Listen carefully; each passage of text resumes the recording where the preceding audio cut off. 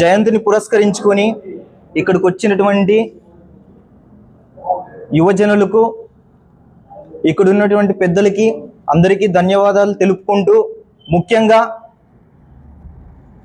ఈ సభ ఎందుకు జరుపుకుంటున్నామంటే స్వామి వివేకానంద ఆలోచనలతోటి, స్వామి వివేకానంద ఆశయాలతోటి ఈరోజు యువత ముందుకు సాగాలనేటువంటి సదుద్దేశంతో, అంతేకాకుండా ఈ దేశ చరిత్రలో మనం స్వాతంత్ర్యం వచ్చినప్పటి నుంచి చూసుకుంటే కుటుంబ రాజకీయాలే పాలన చేస్తూ వస్తున్నాయి.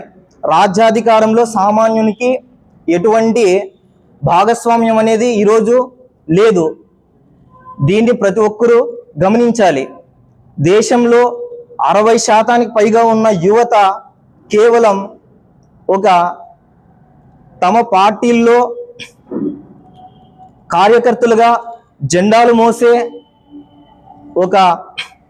వ్యక్తులుగా మాత్రమే మిగులుతున్నారని, వాళ్ళకి రాజ్యాధికారంలో ఎటువంటి భాగస్వామ్యం ఈరోజు కనిపించడం లేదనేటువంటి ఉద్దేశంతో ఇంత అత్యంత చైతన్యమైన యూత్ ఉన్న ఈ దేశం వరంగా ఉండాలే కానీ ఇది మన దేశానికి ఒక శాపంగా మారుతుంది.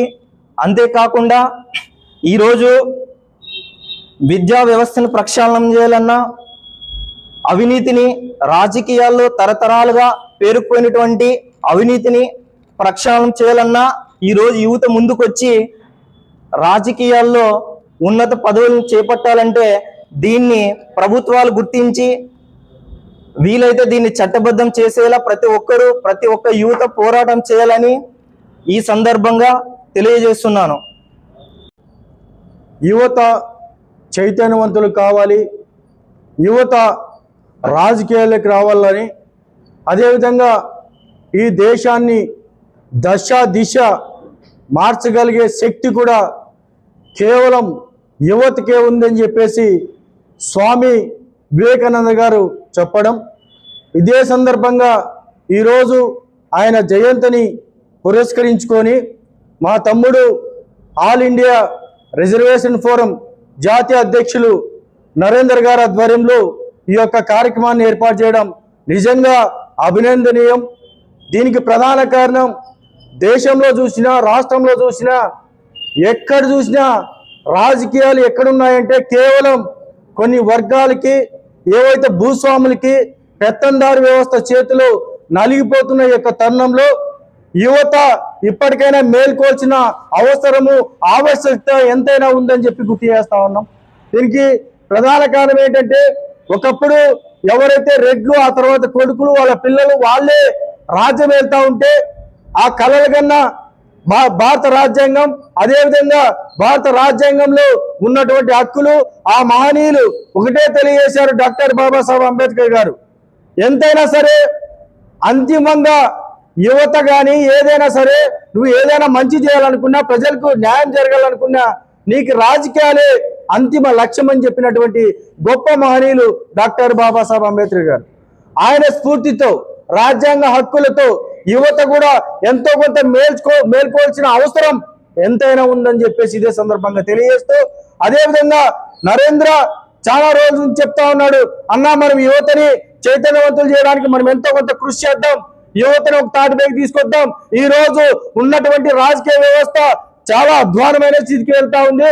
ఎవరు సేవ చేసే తత్వాన్ని లేదు. సేవ చేయడం పక్కన పెట్టేస్తే ఈరోజు కుళ్ళు, కుతంత్రాలు, రాజకీయాలు ఎక్కువ అవుతూ ఉన్నాయి. వీటిని సమగ్రంగా నిర్మూలించడానికి యువత నడుం బిగించాల్సిన బాధ్యత అవసరం ఉంది. యువతను చైతన్యం చేయాలి. యువత ఈరోజు రాష్ట్రంలో చూస్తే గంజాయి మత్తులు ఊగుతూ, తాగుతూ, రోడ్ల పైన అల్లరి చిల్లరగా తిరుగుతూ పేరుదారి పడతా ఉంది. వీరు సక్రమైన మార్గం తీసుకోవడానికి కనీసం 100లో మన ప్రయత్నం చేస్తే కనీసం 10 నుంచి 20% మారుస్తాం ఈ యువతనని చెప్పినటువంటి నరేంద్ర గారికి మనస్ఫూర్తిగా అభినందనలు తెలియజేస్తూ, మీరంతా కూడా ఇక్కడ ఇచ్చేసినటువంటి ప్రతి ఒక్కరు కూడా నడుం బిగించాలి, రాజకీయాలకు రావాలి. రాజకీయాలంటే కేవలం డబ్బులు ఒకటే కాదు. చాలా మంది అంటా ఉంటారు డబ్బు ఉంటే రాజకీయం చేయొచ్చని. డబ్బు అవసరం లేదు.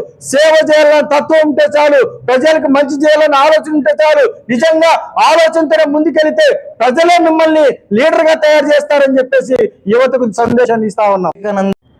అనంతపురం నగరంలో యువతను రాజకీయంగా మేల్కొల్పాలి, యువత సమాజం పట్ల అభివృద్ధి చైతన్యం వైపు అడుగులు వేయాలి. మరియు మహనీయులు స్వామి వివేకానంద జయంతి ఘనంగా పురస్కరించుకొని ఆల్ ఇండియా రివల్యూషనరీ ఫోరం ఆధ్వర్యంలో, యూత్ ఫోరం ఆధ్వర్యంలో ఆయనకి ఘనంగా నివాళులు కూడా అర్పించడం జరుగుతుంది. మరి all India youth revolutionary forum జాతీయ అధ్యక్షులు చాబాల నరేంద్ర గారి ఆధ్వర్యంలో ఈ కార్యక్రమాన్ని ఏర్పాటు చేసుకుంటూ, మరి ముఖ్యంగా యూతే ఈ కార్యక్రమంలో ప్రధాన భూమిక పోషించే విధంగా కదలి రావడం అనేది కూడా చాలా శుభ పరిణామం. మరి దీన్నంతా ఆదర్శంగా తీసుకొని ఈ దేశంలో ఉన్నటువంటి కుల వివక్షత, అణిచివేత, దోపిడీ, పీడనలకు వ్యతిరేకంగా ఈ యువత ఉద్యమించాలని చెప్పేసి కూడా మీ అందరికీ తెలియజేయడం జరుగుతుంది. మరి అలాగే స్వామి వివేకానంద్ కోరుకున్నటువంటి కళలు సాకారం చేయాలంటే, ఈ సమాజంలో అన్ని రకాల అభివృద్ధి చైతన్యంగా ముందుకు రావాలంటే వివేకానంద గారి ఆశయాల్ని యువత ముందుకు తీసుకుపోవాల్సిన ఆవశ్యకత కూడా ఎంతో ఉందని చెప్పేసి కూడా ఈ సందర్భంగా తెలియజేస్తున్నాం.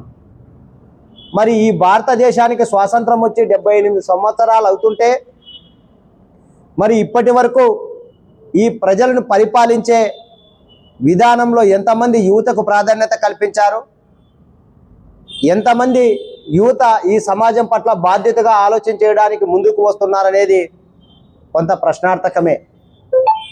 మరి గమనించాలి, రాజకీయ పార్టీలు కానీ లేకుంటే ఇతర సామాజిక వర్గాలకు సంబంధించినటువంటి కులాలు కానీ యువతని ముఖ్యంగా రాజకీయంగా ముందుకు తీసుకురావడంలో చాలా విఫలమవుతున్నట్లుగా కూడా మనకు తెలుస్తుంది.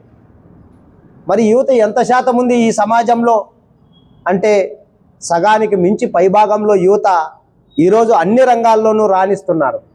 మరి కేవలం రాజకీయ పరిపాలనలో మాత్రమే యువతను అణగదొక్కే విధంగా, లేకుంటే వెనుకలాగే పద్ధతుల్లోనో, లేకుంటే వాళ్ళ ఆలోచనలు ఎప్పటికప్పుడు అణిచివేసే విధంగా ఈ రాజకీయ పార్టీలు అవలంబిస్తున్నట్లుగా కూడా మనకు తెలుస్తుంది.